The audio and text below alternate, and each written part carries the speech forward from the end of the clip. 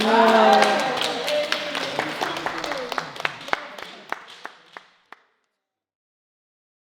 grew up with the story of Tony, my dad's older brother. As a child, his handsome face looked down on me from a frame sitting on the bookcase of our dining room. But the story of how he was shot and killed in Korea, the other side of the world, a place I didn't know, was too hard then for my small head to fathom. For many years, I wanted to go to his grave in South Korea to tell him, from all of us, that he's not forgotten, and to take a little piece of his beloved cruise town, his family farm, to lay above his body. This is the story of how that wish came true. To go back a bit, the Columban Fathers were set up in Ireland in 1918 to spread the Catholic faith and serve the poor and marginalised, particularly in their main mission, China. They expanded this mission to Korea in 1933. Korea was annexed to Japan from 1910.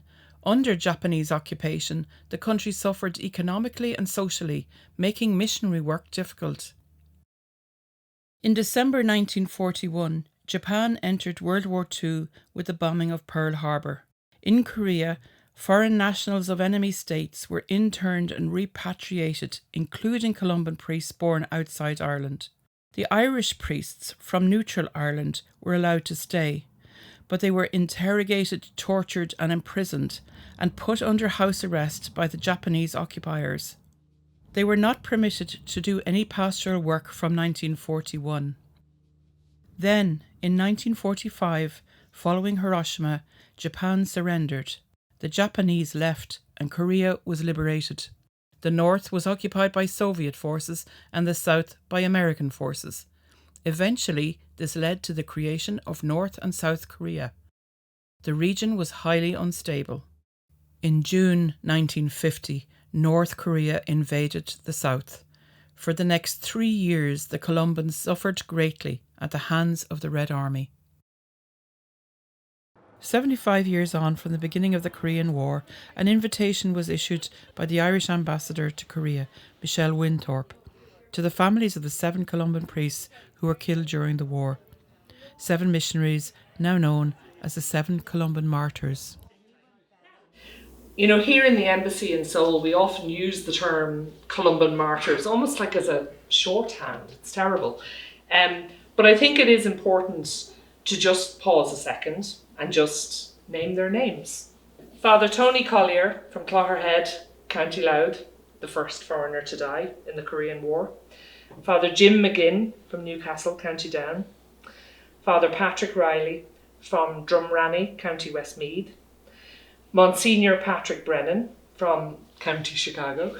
Father Tommy Cusack from Liscannor, County Clare.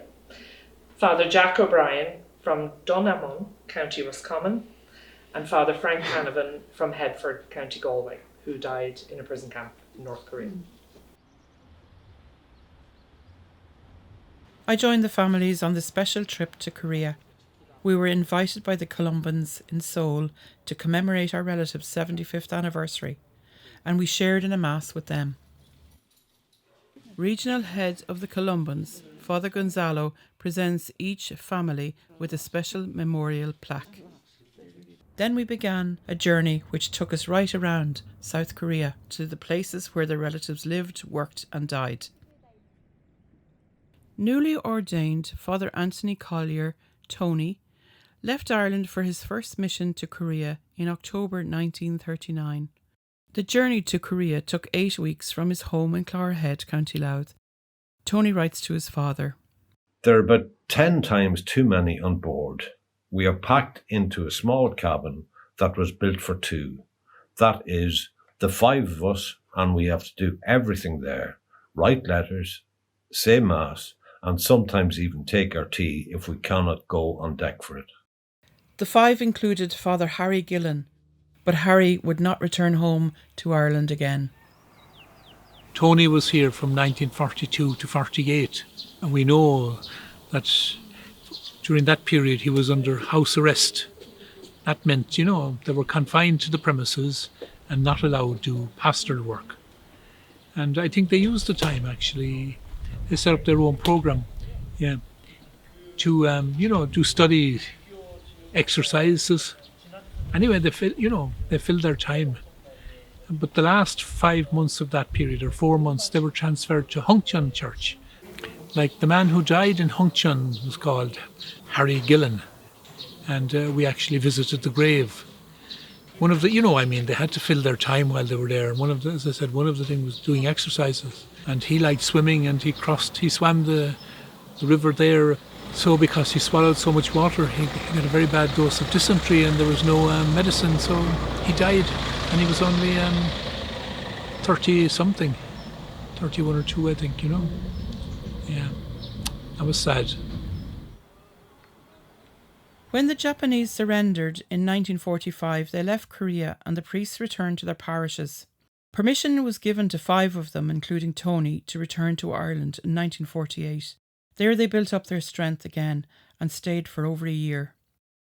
North Korea was now threatening to invade the south, so the priests felt a foreboding about going back. Even still, all 5 of them decided to return to Korea.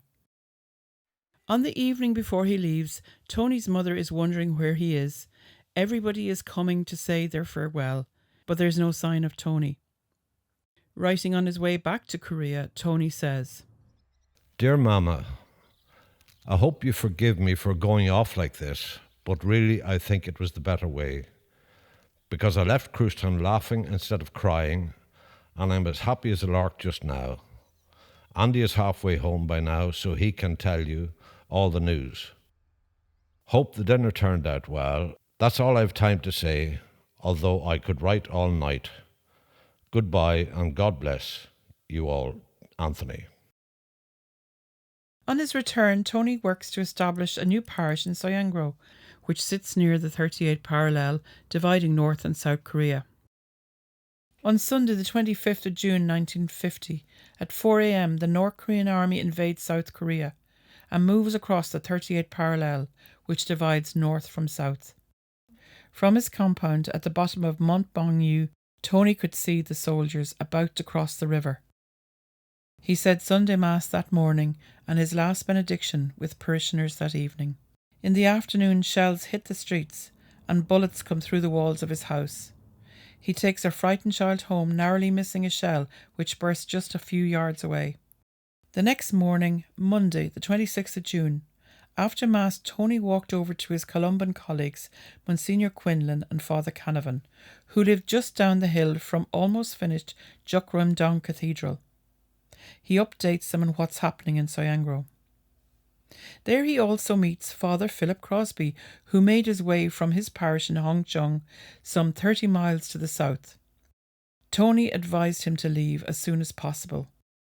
The 3 other priests were themselves advised to leave by a US Army official. Even though they realised Chungcheong will fall, they chose to stay put with their parishioners. Tony returned to his parish late that afternoon and moved to a shelter in his backyard, just avoiding a shell strike to his kitchen. The next morning, Tuesday the 27th of June, Tony said Mass and his breviary. The South Korean army and his parishioners have evacuated the area. So at around 1 o'clock, he headed down towards Jukrum Cathedral with his young assistant Gabriel Kim. The city was now partly taken over by the Red Army. When they reached the rotary on the main street, 2 North Korean soldiers detained them and stole whatever they had. They bound their hands together. Tony was interrogated, and while he insisted he was a Catholic priest, a missionary, they were taken 100 metres to the post office, where the soldiers reported to their commanding officer that they had captured spies.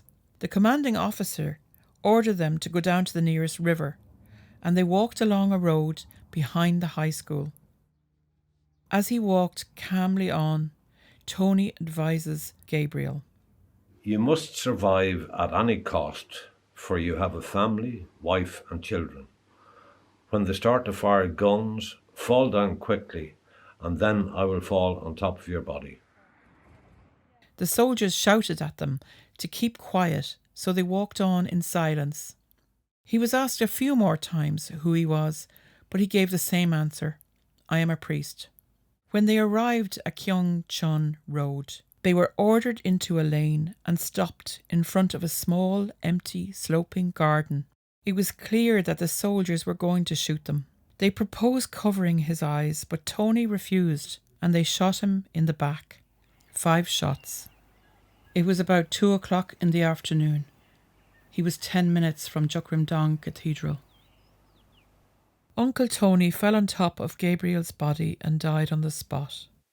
Gabriel suffered shot wounds in the throat and shoulder and lay under his body for 2 nights. He survived to tell the story of what had happened.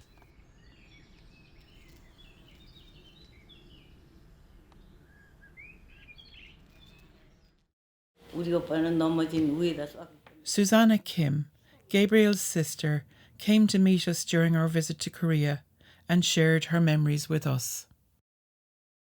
Tony was the first of the 7 priests and the first Westerner to be killed in the Korean War. Some days later, Tony's colleagues Monsignor Thomas Quinlan and Father Frank Canavan were arrested in Chungcheong and Father Philip Crosby in Hongcheong. They were imprisoned and interrogated. Soon they found themselves with a group of 50 civilian prisoners, including missionaries and diplomats of different nationalities. They were moved around Korea in miserable conditions, suffering from cold and hunger, and forced to march some 100 miles with hundreds of American prisoners of war along the Yalu River in northern Korea. This became known as the notorious Death March, on which 98 people lost their lives. He endured almost 6 months of marching and starvation and various degrees of temperature with poor clothing, inadequate water, and succumbed to pneumonia on the 6th of December 1950 and was buried in the snow where he short distance from where he died, and it is in North Korea where he remains. 2 other Columbans on the east coast in Samchuk and Mupo are detained and murdered. James McGinn from Newcastle, County Down, refused to leave his parish of Samchuk. A long wall tells the story of his life. He was 38 when arrested by the North Korean army. He was made walk barefoot on the outskirts of the town to a ravine at Cha-Chiri, where he was shot on the 4th of July, the 2nd Columban priest to be killed. A church dedicated to James was built after the war, beautifully situated overlooking the town of Samchuk. The 3rd Columban priest to be killed was Father Paddy Riley from Drunraine in County Westmeath. He was pastor to the new parish at Mucko, a harbour town on the east coast. He managed to hide out for 26 days but was captured by the Red Army.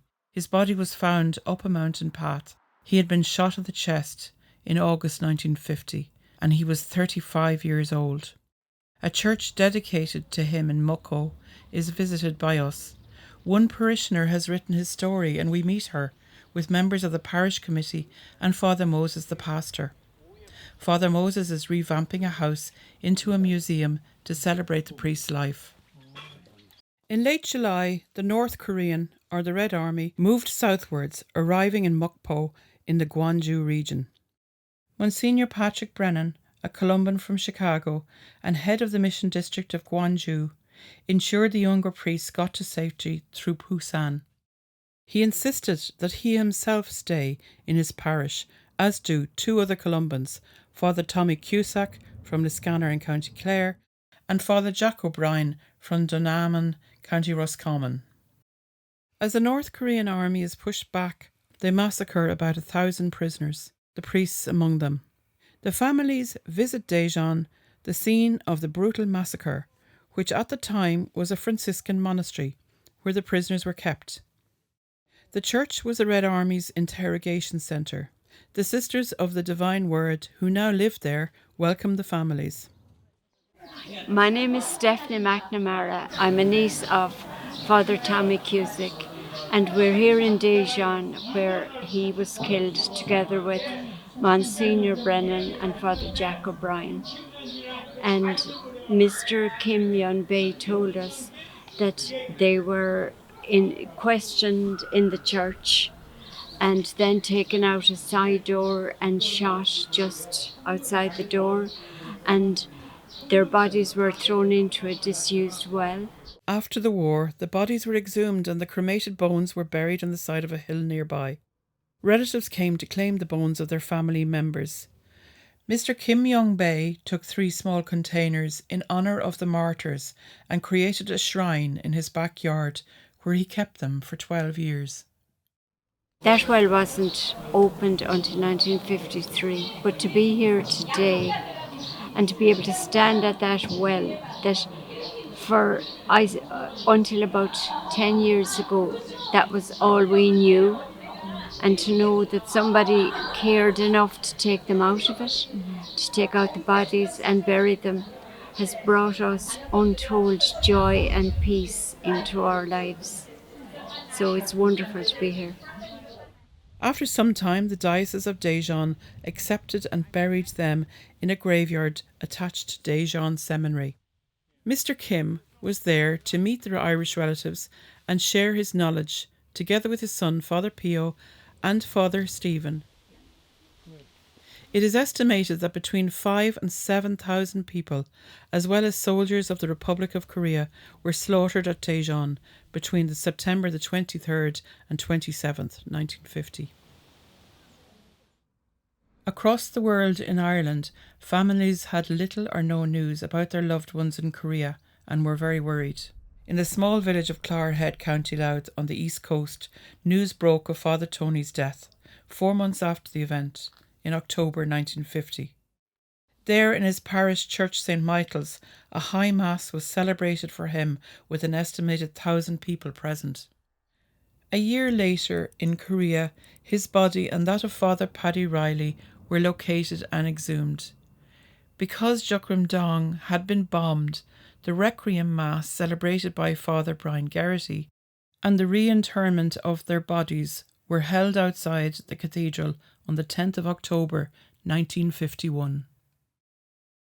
Father McGinn's body was located later in 1952, exhumed and laid to rest next to his Columban brothers at the back of the cathedral. Father Canavan's body and others remain in North Korea. A memorial grave sits next to his Columban brothers at the cathedral. The young men are now joined by Father Brian Garrity and the late Bishop Quinlan. Only a few years before, Monsignor Quinlan, as he was then, had laid the foundation stone with Tony by his side. Some 20,000 people each year visit the grave and memorials for the priests. It was a very emotional trip. It's in Chuncheon. It's a beautiful garden. And it does great honour to the men that died. Yeah, it's just very emotional. Preparing for this visit to Korea, and in particular to Tony's grave, I take sand from the beach near his home and some soil from his farm. The family sent a picture to the parish of Soyangro, where Tony was its first pastor. Tony is well remembered in Soyangro, the parish he established in Chungcheong. Each day, Antonio, as he is called here, is prayed for. There is a tangible devotion to him here, and his story is well told. We are welcomed to Soyangro by the 20th pastor of the parish, Father Moses, together with priests Father Francis and Father John. A gift from Ireland acknowledges the love Tony received and gave to this community, and we join them for evening mass. Many Columbans died or were killed spreading the gospel across the world. The Columban sisters arrived in Korea in the 1950s and provided essential medical services.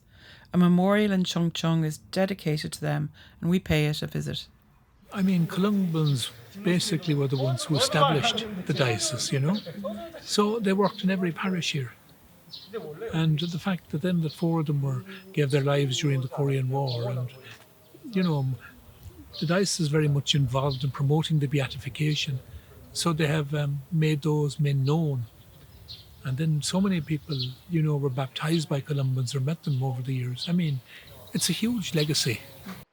Outside the War Memorial Museum of Korea in Seoul, the 7 priests and Sister Mary Clare, who came to Korea in 1923 and founded the Order of the Holy Cross, are remembered here. They made a conscious choice to stay with their parishioners. That dedication characterises the Columban tradition, and it is why we at the Embassy of Ireland are so very, very proud of each and every one of them. All that they stand for, all that they stood for, and all that they have contributed to this country. Peace still eludes us here on the Korean Peninsula, and I know you've seen that, you've been to the War Memorial and so on. The division, the family separations, what tension, you can almost feel that tension that still lingers all these years later. And, all we can do is hope and pray that someday this too will pass and there will be some kind of closure. But for now, this war is still live. And for many people, all that pain is still there. And that pain probably won't go away until some kind of peaceful coexistence comes about on the Korean Peninsula.